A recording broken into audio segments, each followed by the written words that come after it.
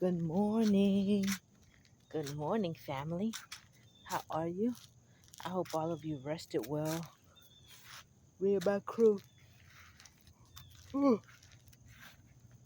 we just walk outside to enjoy the mm, fresh morning, fresh morning air. It feels so nice and cool. We got so much rain, and we're supposed to get more rain, 60% more rain today. It's a beautiful day, beautiful morning. The sky is so pretty. I woke up early this morning. There was a robin singing a song. Y'all remember that? I don't know what he was singing, but once again I have to say, thank you, Lord. I can't remember how that song go. My grandma and them used to sing that song. For helping me see another day. If the robin can say, thank you, Lord, you can do it too. Something like that. You know, people of God, I have been talking to folk um, for these past few days, men and women, who are choosing peace over stress, drama, unappreciation, chaos. You know, a lot of men, the first thing men use to describe, they say, oh, y'all women is crazy. We don't understand you. Some of the brothers. And then one of my brothers, he always say, girl, I'm waiting on you. We need to have a forum. We need to have something. You get the men and women together and we sit down and talk. One of my brothers, he's like, oh, come here, Daniel. Come here. Come here, Mate. Come here. Yeah, stay over here. Stay on this side. Mate, stop being hard-headed. Come back over here. Come back over here. And he would say, you need to get the men and women together. He said, because all women don't think the same and all men don't think the same. He was like, but man, some days he's like, I be scratching my head, you know. He's like, he be scratching his head because he don't understand sometimes why his fiance does what she does. And then I talked to a sister um, the other day and talked to quite a few sisters. And one of them, she says she's divorced now. And she says, I don't think I'll ever get remarried. And I was like, why? And she was like, girl, she was like, it's just like the competition. And she says, I think it's like, I never heard anyone say this. This one sister, she said, either they're too masculine or too feminine. And I was like, you gotta explain it to me. She was like, too feminine because sometimes they want you to do everything for them. And then she says too masculine because it's like they gotta dominate everything. They gotta be in control of everything, and they're so insecure. Being too masculine makes them insecure. So if you're making more money than them, no matter, they don't see it as this is ours. It doesn't matter if my wife makes more money than me. They're upset with that fact that they have a woman who makes more money than them, and it makes them feel some type of way because they feel like they should make more money, they should call all the shots, they should dominate the household. And she was like, I'm not going back through that again. you know um, I just hear so many different perspectives. And then I hear some guys say, oh, women don't know how to be, you know um, let me protect them. Like I think I shared a while back when my brother was saying his girlfriend got an attitude because he was telling her where to sit when they went to the restaurant, and she got upset and sat the other way. And then he's like, when I sat down, I tell her, well, I hope you can, oh, that butterfly come and land on my arm. I didn't know what it was going to do. A dark brown butterfly. um Kind of scared me. I was like, what's that? But one of my brothers, he's like, she sat the opposite place he told her to sit. And he was like, when they sat down, he said, I hope you're going to protect me then, because my back is turned to the door now and I can't watch the door. And I was like, oh. I said, she was like, she thought I'm trying to control her by telling her to sit, to where to sit, but I wanted to be facing the door. And I said, she didn't understand. I said, because a lot of times you don't understand. And I said, has her father been in her life? And he was like, no. I said, okay, so she doesn't know what the protection looks like. It just sounds, you're just saying, do this, and you're not explaining why. So I think that communication is very, very important, because when somebody's just constantly telling you what to do, you're both adults and you don't know why they're telling you what to do. You deserve to understand why. If you want to protect me, I want to know why you're telling me to do that. Sometimes it's the spur of the moment. You just need to do it, listen right away, and then later, once you settle down and everything, you can say, "Hey, why did you say do this?" And if you get an attitude about explaining, that's going to be a problem. But if you're gentle and you're willing to explain, "Oh, I said that, babe, because," and you explain why, then I can understand where your mind is and where your heart is, and now I know, wow, that's protection. And if I've never had that before, now I know what it begins to look like, right? And so it's not just women labeling women as difficult or won't listen. I think sometimes men don't feel like they have to explain themselves, or don't really know how to articulate themselves, or like I said, just don't want to. But when you're willing to be gentle and explain yourself, you can help a woman understand you. When you're secretive and manipulative and your intentions aren't pure, I don't think you will be able to fully explain why you want what you want, why you want to do things the way you want to do things you know but when you can explain yourself, then it helps a woman understand. But as far as men who are insecure about the amount of woman money their women make, if in my opinion, if a man is insecure that his woman makes more money than him, then he needs to step his game up and make more. But then also it gets to that point where it becomes like, for me, it's like, it's almost like a competitive thing. Gosh, she's making more money than me, I got to make more money than her. Some women aren't about that. Some women don't like that. You bring in that competitiveness into a relationship with a woman. Why do you need to make more than her? With you making what you make, she making what she make, was she making that before she met you, or did she start making more money? Did she grow in the relationship?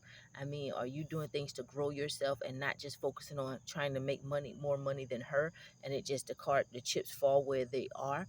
And not only that, regardless of who's making, if you're married and everything is become one. So if all the bills and everything's are being taken care of, you're doing great financially, why does it matter who's bringing in more? That's something that I don't understand. And so, fellas, if you could really, maybe help, or if you care to explain, why does it matter who makes more money? To me, that's irrelevant. Like, I don't care who makes more money, you know. Um, but a lot of women are choosing to be single by choice, simply because you can't, you know it takes two to make a thing go right. And if you're not willing to work on yourself and communicate and be gentle, be humble, and explain yourself, or if and not feel like,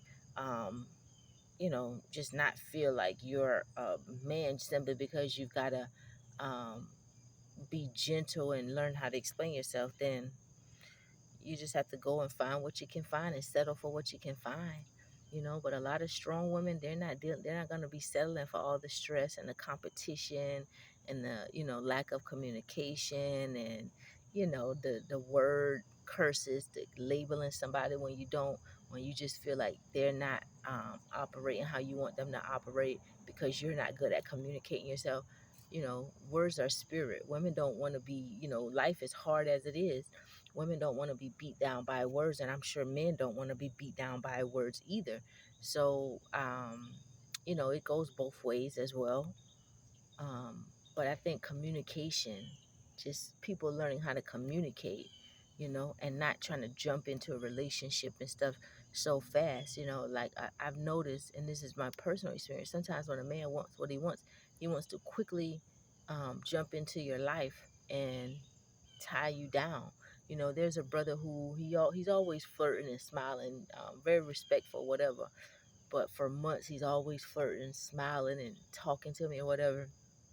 And then recently he started telling people, "Oh, we go together, we go together." I was like, "No, we don't." Then he says, this past few days, this last week, I think it was Thursday or Friday, he says, um, we're going out to dinner Saturday," and I was like, "No, we're not," because he got this like just hardcore think about himself where that's not how you ask anybody out to dinner. And I was like, "No, we're not." He's like, then he started, "Oh, you can pick the place. Why? We can meet up there. I don't gotta pick you up. We could just both show up there." Like he's trying to reason, but you never even come properly asking. And then not only that, no, no.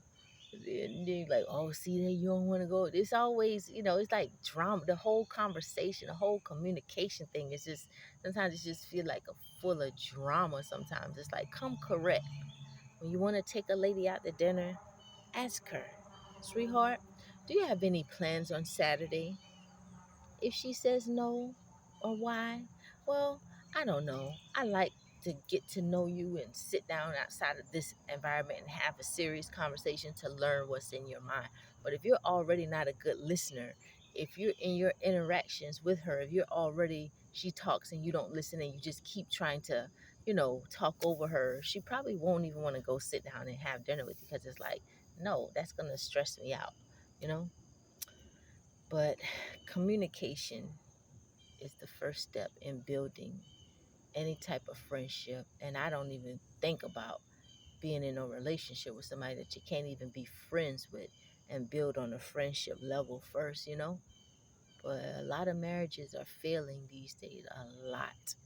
A lot of marriages are failing because, I just see lack of communication and there's no love. Because me, if you love somebody for who they are, it don't even matter how much money they make. That shouldn't even bother you how much money somebody make. If you really truly love them, you should actually want to, if you got everything that you need, if y'all got everything that you need, you should want to just personally grow and focus on your own goals and your own dreams. And if you end up making more money, you end up making more money, but you're getting all of your heart's desires out, not focusing on what your partner is making and becoming intimidated by that. It's just, you know, and then money ain't even the greatest thing. Love is the greatest thing. So that's just my little 2 cents. I've been listening to a lot of different people lately, and people are not, men and women are not getting along, but then there are a lot who are getting along, you know and they've been together for many many years. They're older, been together for many many years, you know and so I just look at those relationships too, and they do everything together. They're, everybody's content in their own lane, and you know they love each other. I think that's, from what I see, the marriages that are growing stronger and stronger into their late older ages is love. They love each other. Yep. But anyway, this is such a beautiful, peaceful morning. I thank God I can smell the fresh air, see the birds chirping. All kind of frogs are always out of my house. They always come out at night. I think all that rain that we have gotten over the last few weeks. Oh, it's a beautiful day. Such a beautiful day. So anyway, people of God, y'all have a blessed day. Happy Sunday. I love you. If nobody has told you that this morning already, I'm telling you, I love you. Guard your heart with everything you do. Because when you let the guards of your heart down, it weakens you a little bit. When you love somebody, you trust them, you give them the opportunity to hurt you, to betray you, to really give them the opportunity to really, really, you know, hold a sensitive place in your life, and you just trust that they do right by it, right? And so you got to guard your heart and not give that opportunity to the wrong person, right? Make sure people are not secretly envious of you, jealous of you, secretly watching you, competing against you, secretly withhold praises from you. Anybody who is sincerely in your corner, um, they can praise you and encourage you, and not feel any type of way when they see you growing. Anybody who, sometimes when people are envious of you, they'll give you a little insincere praise, but over time you see they won't really support anything you're doing unless it benefits them in some type of way. And even then, sometimes you'll still feel all alone in that friendship, or you'll feel like you're the one doing the most of the reaching out. You're the one who's always trying to, when something seems off, you're the one who's trying to communicate about it, and they're avoiding you, you know, because they don't, you know, sometimes they don't really like you, or they're kind of envious of you.